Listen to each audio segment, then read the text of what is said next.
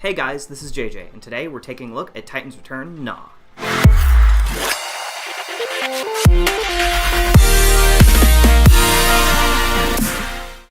Gnaw is a Sharkticon, which doesn't look anything like a shark. As far as I know, this is the first time since G1 that we've actually had a physical representation of this creature, and it doesn't disappoint. I've heard other people complaining about this guy's eyes looking lifeless, but honestly I feel like it really works for this figure. His colors are super 80s, being mostly gray with all-spark blue and pink/purple accents, and I love it. This thing is ridiculous in the best possible way. This little ball of teeth has some really nice molding, like the spiky mace tail and the extra set of teeth on his lower jaw. And speaking of that lower jaw, you may notice a set of pegs there.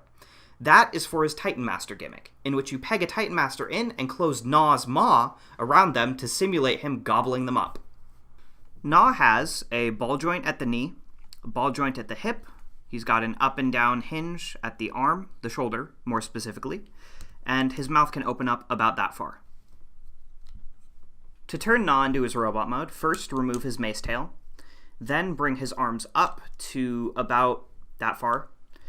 Then you want to take his entire upper body from his armpits, bring that up, split it in half, bring it back, and then take his face and rotate it around. Then you want to take his hips, bring them up, and they will become his robot shoulders. Flip around his legs so that the elbow, which was the knee, is now facing forward. Then take his bottom jaw, bring it down, bring the head up just a little bit. Take the fin on his back, flip that up, and then rotate his head around.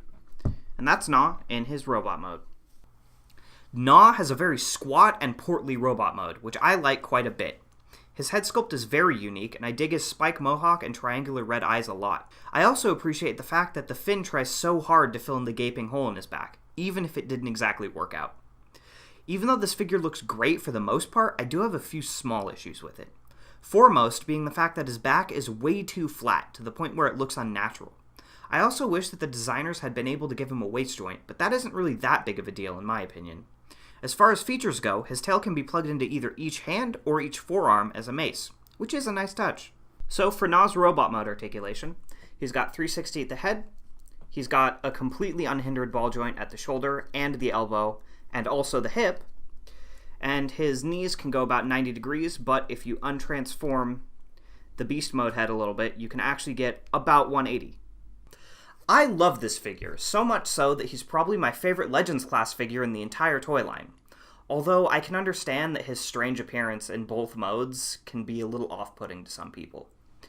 That being said, he's so much fun with his interesting and innovative transformations that I'd say he's definitely worth it anyway.